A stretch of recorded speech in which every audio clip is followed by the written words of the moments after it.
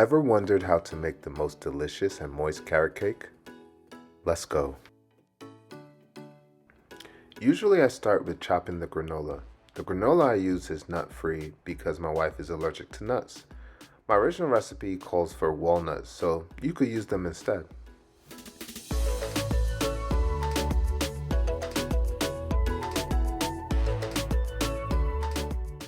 I use the food processor to chop the granola first because I also use it to grate the carrots. And it's less messy when you process dry ingredients before you do wet ingredients in a food processor.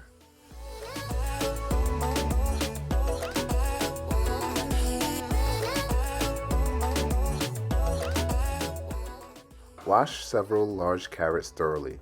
Peel them, then chop the carrots into pieces that are about 1 inch long or whatever size fits your food processor.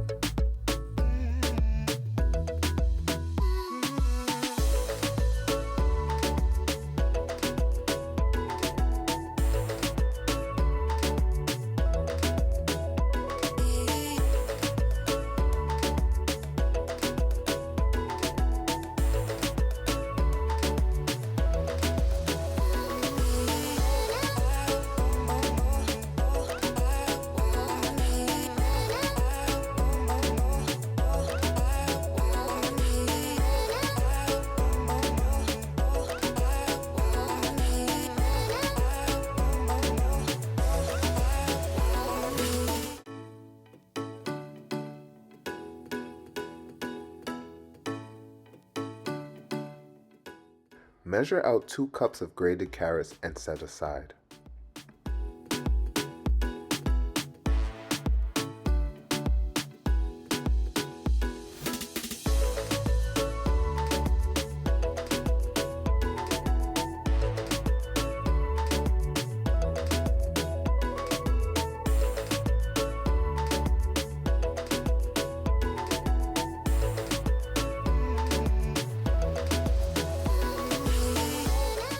Start by adding flour to the large bowl.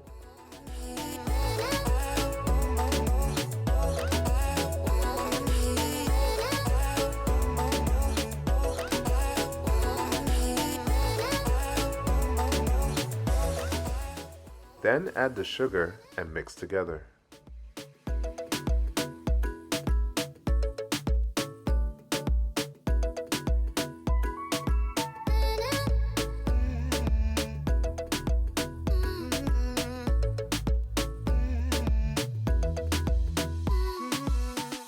Next, you will add your baking soda, baking powder, and salt. Then mix together.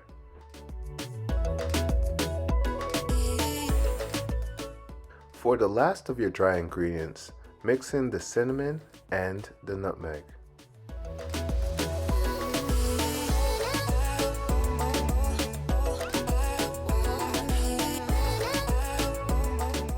Hand mix all the dry ingredients until they're blended together.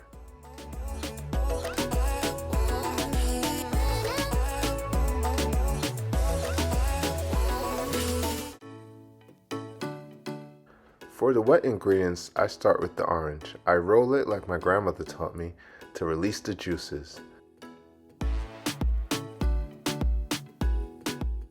Then you cut your orange with the skin and add it to the blender. And before the critics come for me, I did wash my counter and orange thoroughly. Also, don't forget to remove the seeds before blending.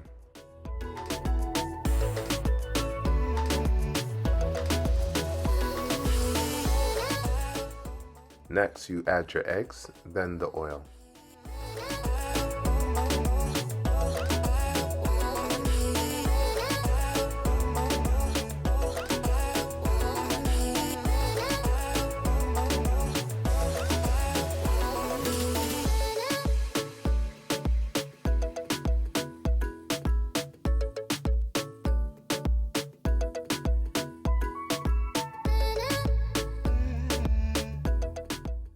Blend the wet ingredients together until you get a nice smooth consistency. Look how nice and smooth that is.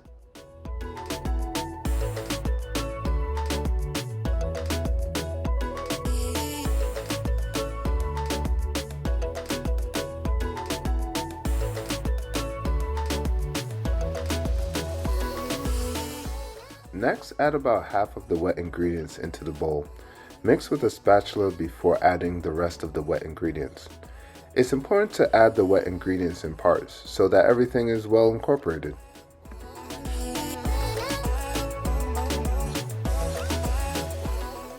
Add the rest of the wet ingredients and then mix until you get a smooth batter consistency.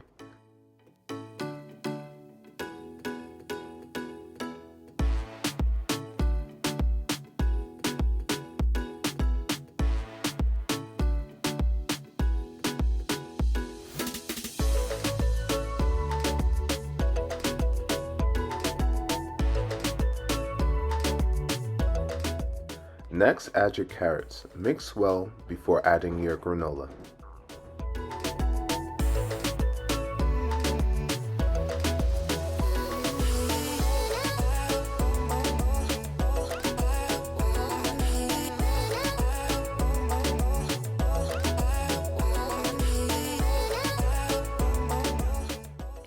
Next, add your granola. Make sure to add it in parts to avoid clumping.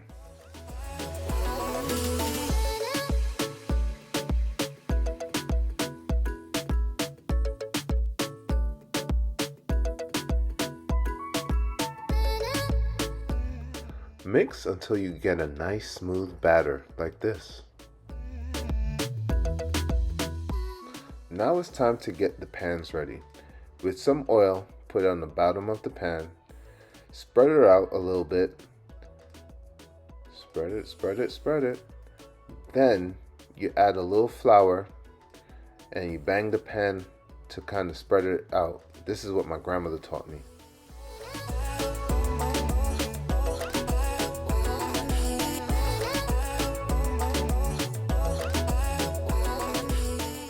Now it's time to add the batter.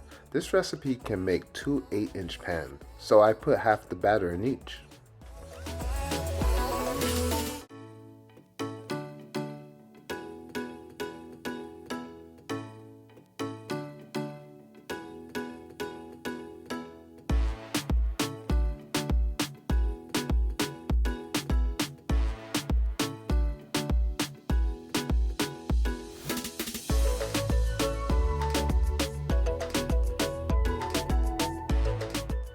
Let your batter settle for about 5 minutes before placing it into a preheated oven for about an hour.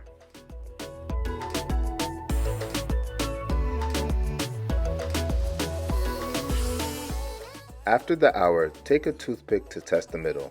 As you can see, there is batter on the stick, so I'm putting it back into the oven for another 30 minutes.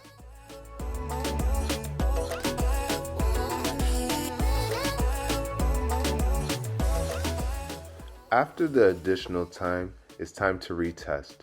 You should put the stick in the middle and see a clean stick. Once you see this, you could take the cakes out and let it rest on top of the stove or counter until it's about room temperature. Now it's time to take out the cakes. Using a spatula, try to edge the cakes out of the pan and place on top of the plate. What I like to do is to use parchment paper and then flip it onto the parchment paper and put the plate on top.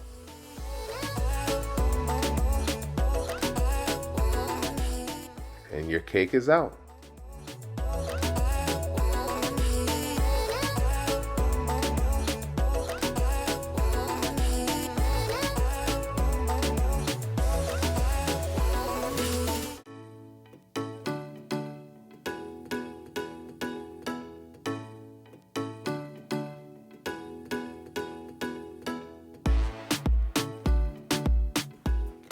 I prefer my cake without frosting.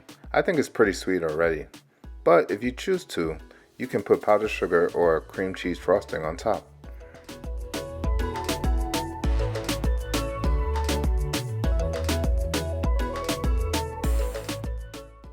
This recipe is near and dear to my heart as I used to make carrot cakes with my late grandmother for the holidays, especially Christmas and Easter. Thanks for watching. Watch more of our recipe videos here on YouTube and also head to platedplanner.com to pick up your own digital recipe book. Peace.